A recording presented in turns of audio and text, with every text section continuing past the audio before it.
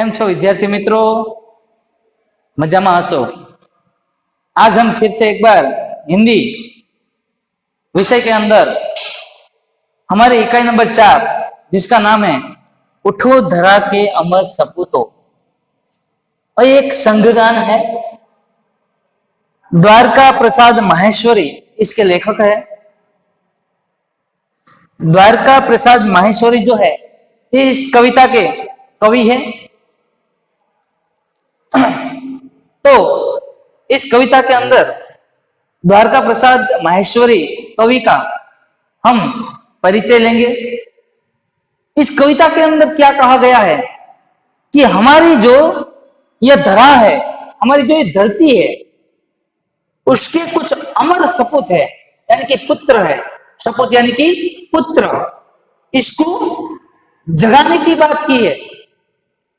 इनको उठना है और उठकर यह मालूम करना है कि जो मुर्जे सुमन है, यानी कि हम जब 15 अगस्त 1947 के बाद हमारी आजादी हमें मिल गई, उसके बाद हमारे देश को खड़ा करने की बात थी। लेकिन इसे खड़ा करने के लिए सब लोगों के अंदर एक आनंद, एक उत्साह, एक जोश चाहिए था, जो यहां द्वारका प्रसाद माहेश्वरी जी इस कविता के माध्यम से हमें समझा रहे हैं। तो आइए बच्चों, हमारे जो एक कवि है, इस कवि का हम परिचय लें। तो कवि का परिचय,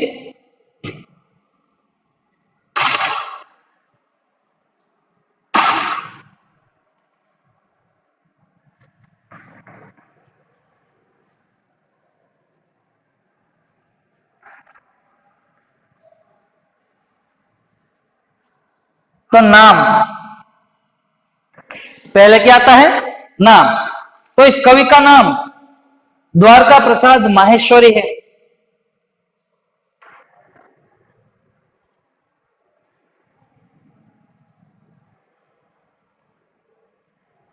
इस कवि का नाम क्या है?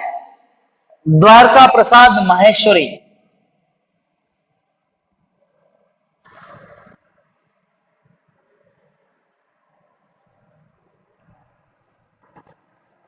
द्वारका प्रसाद माहेश्वरी, ये इनका नाम है। और इनका जन्म 1/12/1916 के अंदर हुआ था। यहां तारीख दी हुई है, तो हम लिखेंगे जन्म दिनांक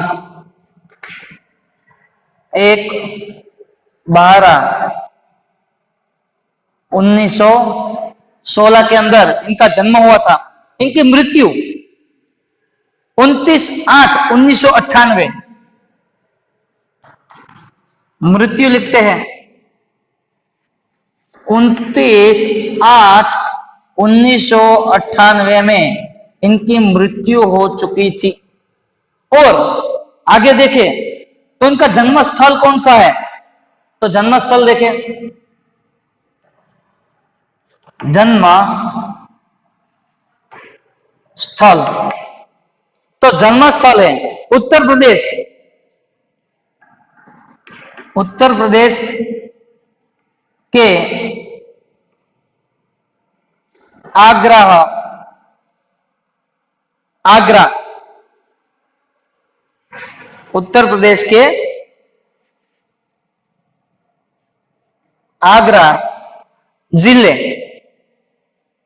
आगरा के रोहता, कौन सा? रोहता में हुआ था।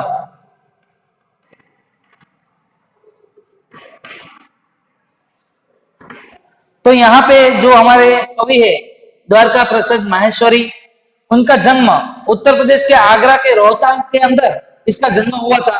उनकी कुछ रचनाएं देखें तो उनकी साहित्य रचनाओं के अंदर हम देखें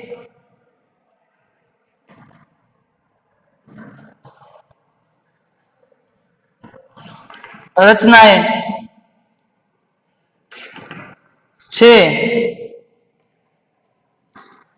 काव्य संग्रह है, 2 खंड काव्य है, 26 बाल साहित्य है,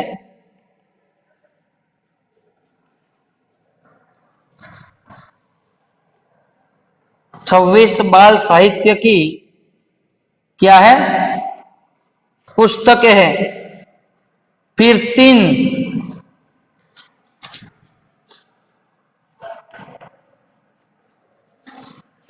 कहानी संग्रह है और अन्य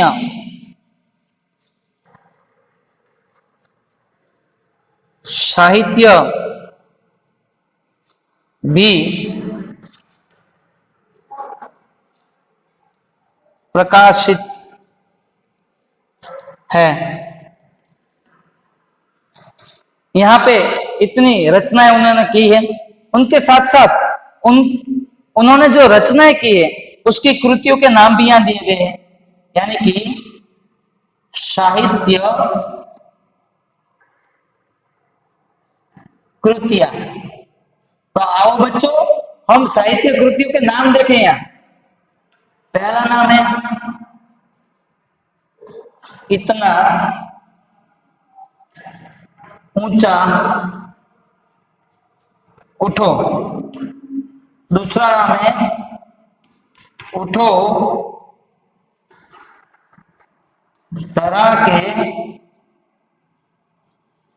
अमर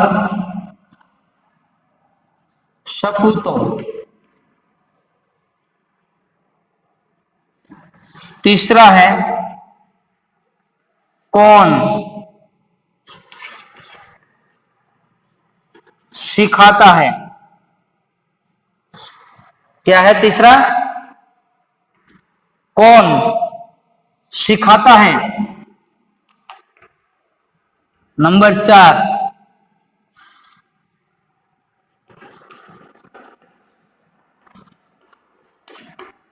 चिड़ियों को कौन सिखाता है चिड़ियों को। नंबर 4 अब आएगा चंदा मामा आ। चंदा मामा आ। फिर नंबर 5 पर है पुनः नया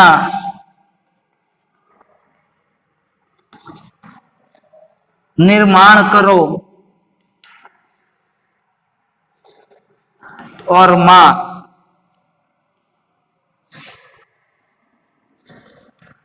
यह वसंत ऋतु। ये सब इनकी साहित्य कृतियां है बच्चों। तो यहाँ पे हमें इनकी कुछ साहित्य कृतियां दी गई है। आइए फिर से एक बार इनका परिचय ले ले। तो कवि द्वारका प्रसाद माहेश्वरी, दिनांक 1/12/1916। फिर मृत्यु 19/8/1998 के दिन इनकी मृत्यु हुई थी। उनका जन्म स्थल उत्तर प्रदेश के आगरा के रोहतक के अंदर इनका जन्म हुआ था।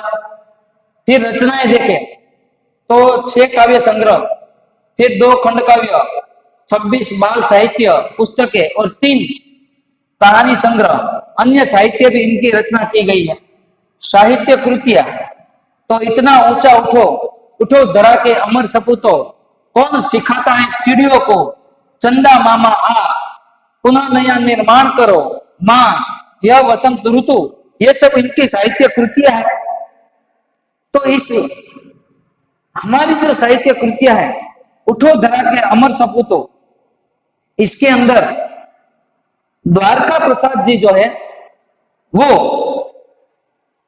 हमें हमारे देश जो सदियों से एक गुलाम था, हमारा भारत देश अंग्रेज के चंगुलों के अंदर एक दो वर्ष के लिए नहीं बल्कि सदियों तक 200 वर्ष तक भारत के ऊपर अंग्रेज ने हमारे ऊपर राज किया।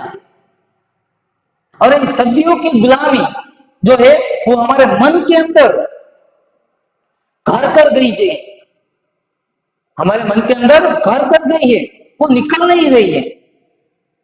हम आज भी ऐसा ही समझ रहे हैं कि हम अंग्रेजों के हाथों गुलाम हैं, और इसी गुलामी की जंजीर को यहां तोड़ने के लिए द्वारका प्रसाद जी ने जो एक काव्य की रचना की है उसका नाम है उठो धरा के अमर सपूतो।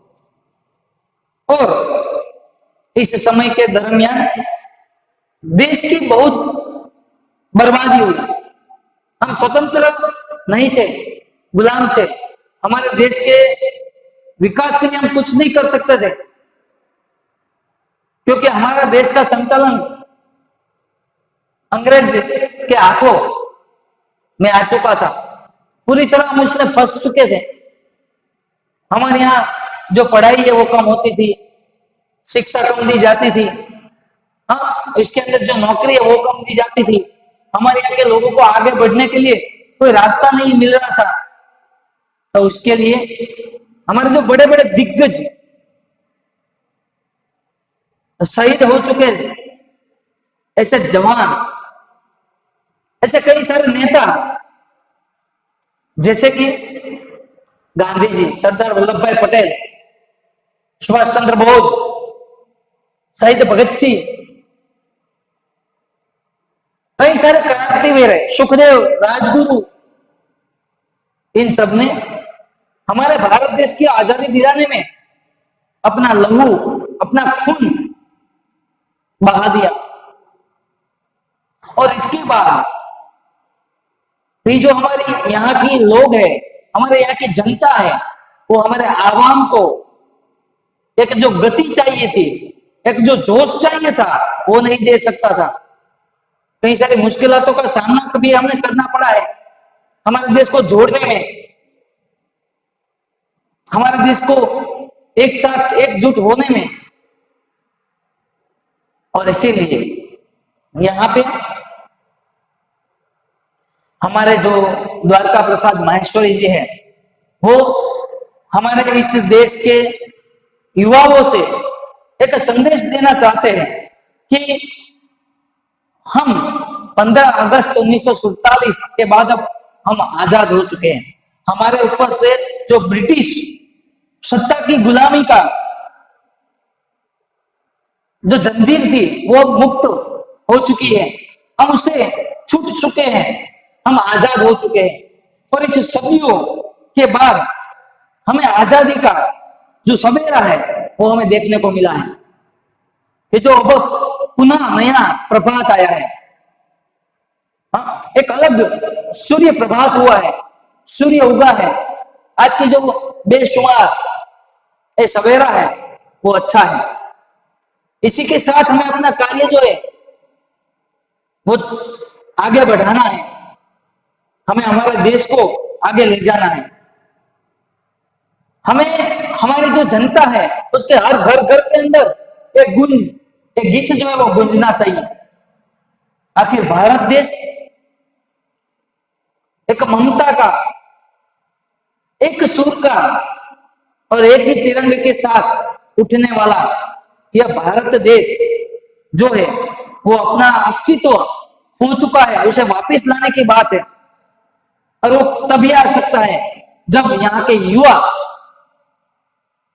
और जब यहाँ के जो युवा पीढ़ी है उसका सामना करें। तो इसीलिए देश के अमर सपूतों से यह नव निर्माण की बात यहाँ हमारे सामने द्वारका प्रसाद माहेश्वर जी करते हैं। कैसे गुलामी की जंजीरों में हम थे, तो हम कोई नई नए निर्माण की ओर बढ़ते, हमारे देश को आगे ले जाने के लिए हम बढ़ते, तब ये अंग्रेज जो है वो कुछ नहीं करने देते थे। हमारे यहाँ के बड़े बड़े नेता जिन्होंने पढ़ाई की, देश को आजादी दिलवाने में उन्होंने अपने घर, अपने परिवार, अपने गांव को छोड़कर, सब कुछ त्याग कर उनके नवनिर्माण की बात यहां की गई है। और आज जो हम यहां नए तराने के साथ, नए गानों के साथ, सबके अंदर जो एक फूल पहले खिला हुआ था आज वो मुरझा गया है, आज वो इतनी खुशी से उछल नहीं रहा है। इसीलिए तुम इसे फिर से इसके अंदर प्राण भरने के लिए उठो, इसकी इसको सींचो, इसके अंदर पूरो। ये बात यहां कही गई है। तो बच्चों, इस कविता के अंदर कहा गया है कि हे गुलामी के जंजीरों में बंधे हुए सपूत, तुम्हें उठना है, तुम्हें जागना है, और इस जन जन के अंदर, इस व्यक्ति के अंदर, इन लोगों के अंदर फिर से उसी स्फूर्ति को, इसी जो गति है उसको फिर से लाना है, और नया नई जो जिंदगी है वो उसे देनी है। आज का प्रभात कुछ अलग है, नई नए प्रभात के साथ नई बात भी लेकर ये आया है,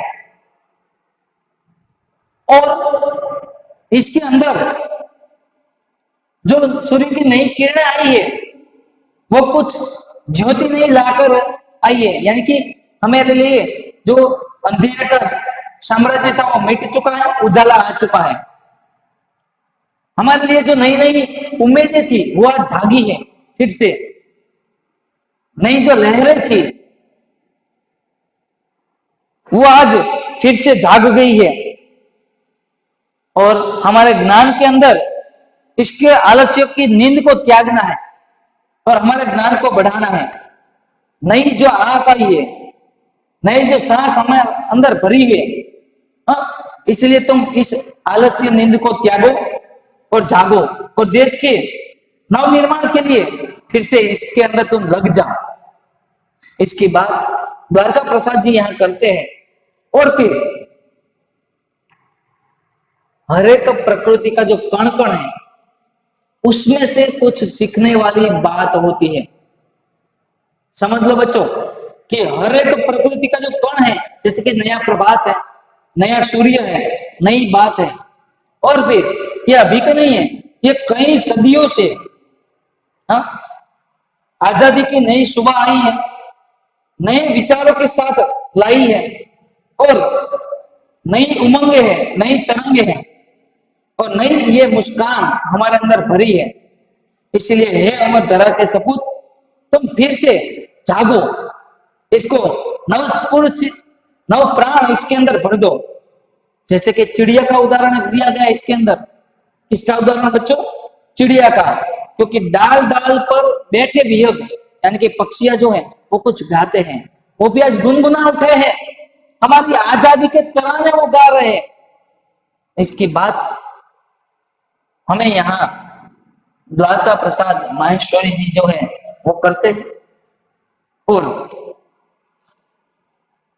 वो जो नए गीत में, नए स्वर में गाते हैं, उसके साथ हमें भी गुनगुनाना है। यहाँ की प्रकृति एक भंवरा है।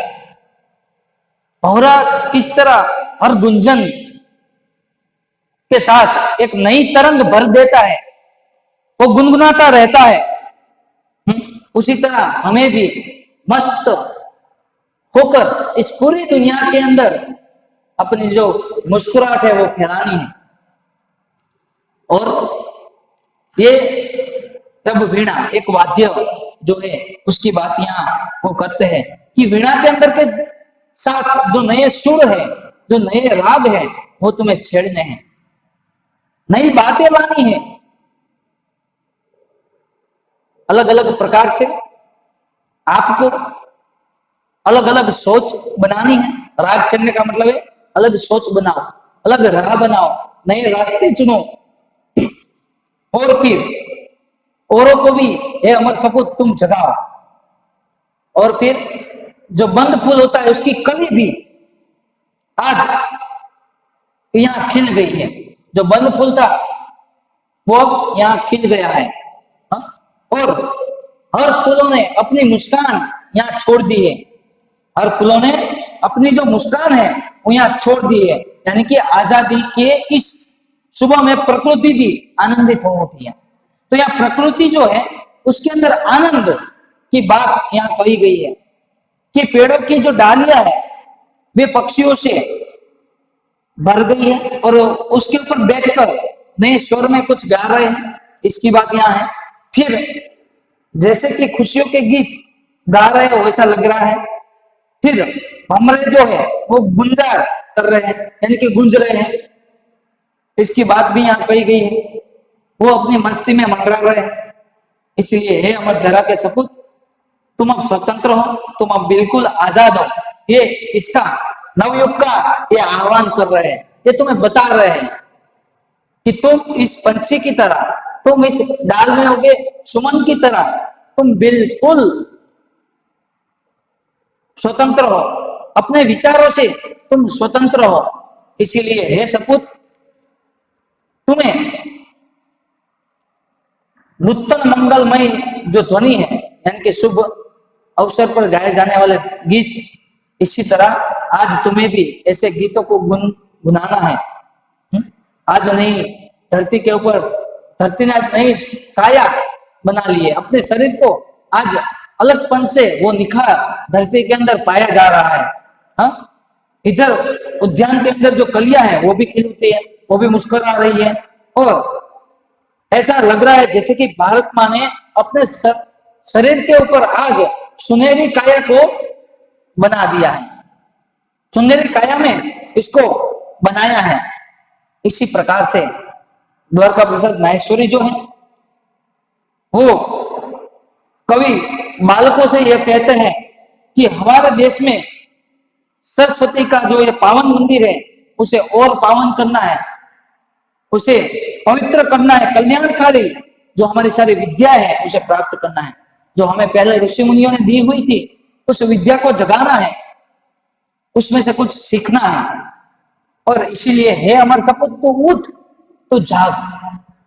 इसकी बातें यहाँ पे द्वारका प्रसाद माहेश्वरी कर रहे हैं और कुछ नई नई बातें भी यहाँ लेकर आए हैं कि हमारी जो राष्ट्र की संपत्ति है उसे भी हमें बचाकर रखना है। जैसे कि राष्ट्र की संपत्ति यानी कि क्या? रेल, यात्राएं, हवाई जहाज, बस, हाँ, नदियां, राज्यमार्ग, अभ्यारण्य और फिर पुरातत्व संबंधित जो तत्व है उसे हमारी राष्ट्रीय संपत्ति कहा गया है।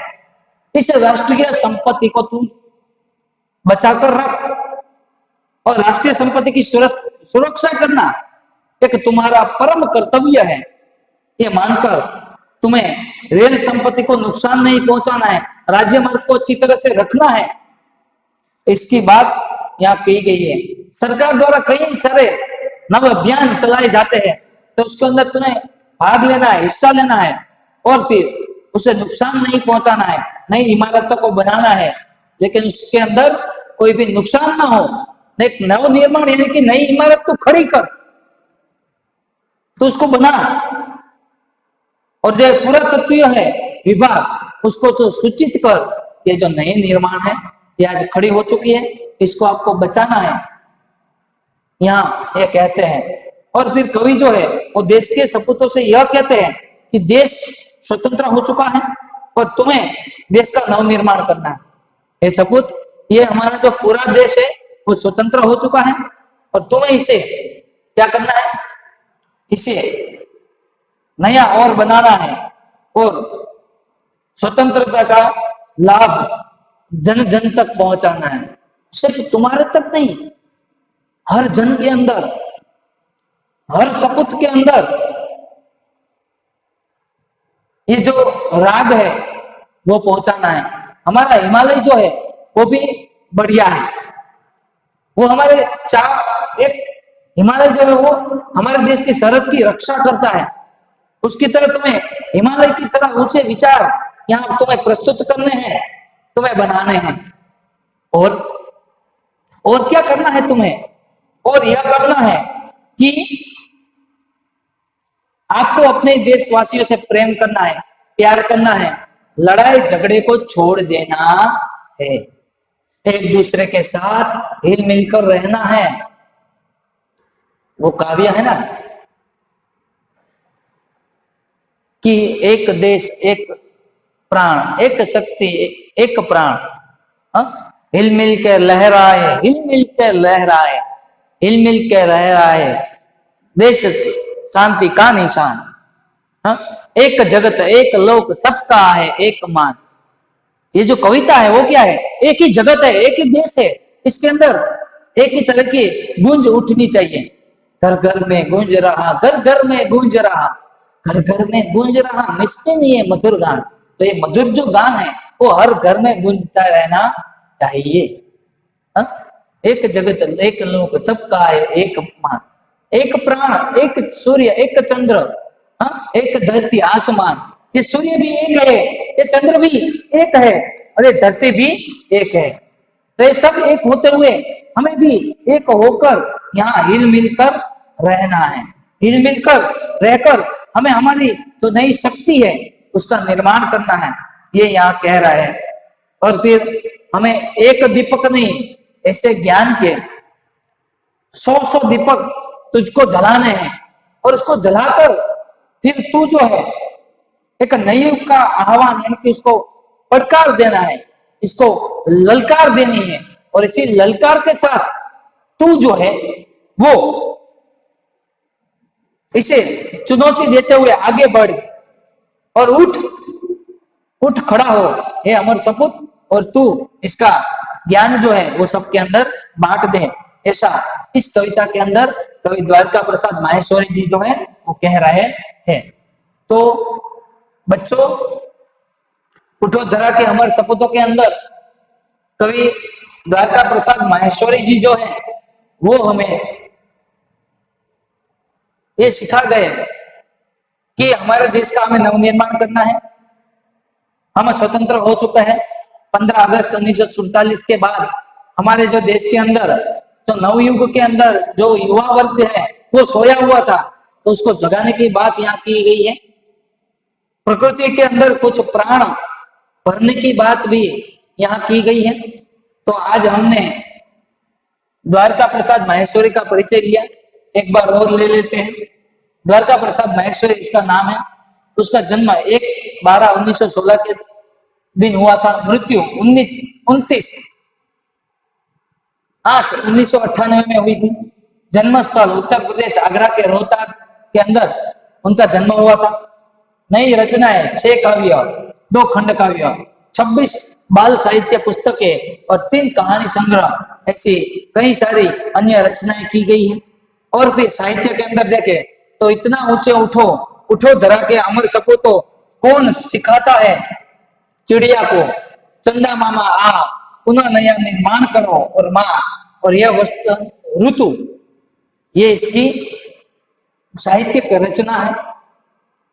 और इसके अंदर जो बात की गई है द्वारका प्रसाद माहेश्वरी के द्वारा वो ये है कि हमारे देश के अंदर सदियों के जो गुलामी की जंजीरें है उसमें से हम अब आजाद हो चुके हैं।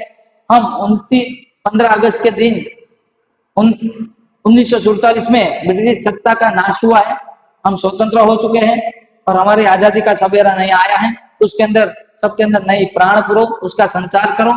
आज हमने इसके बारे में जाना और अगले टास्क में हम जानेंगे इस कविता का राग क्या है और इस कविता के शब्द क्या कहना चाहते हैं, वो हम देखेंगे अगले पीरियड के अंदर।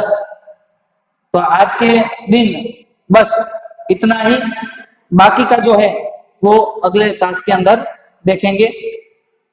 और ये सब जो है वो आप अपनी कॉपी के अंदर लिख लेना, नोट के अंदर, ताकि आपके पास बना रहे। तो आज के लिए ये सब कवि परिचय हमने लिया और कविता के अंदर क्या आने वाला है उसके बारे में जानकारी हासिल की। बाकी का अगले क्लास के अंदर, तब तक के लिए बाय बाय।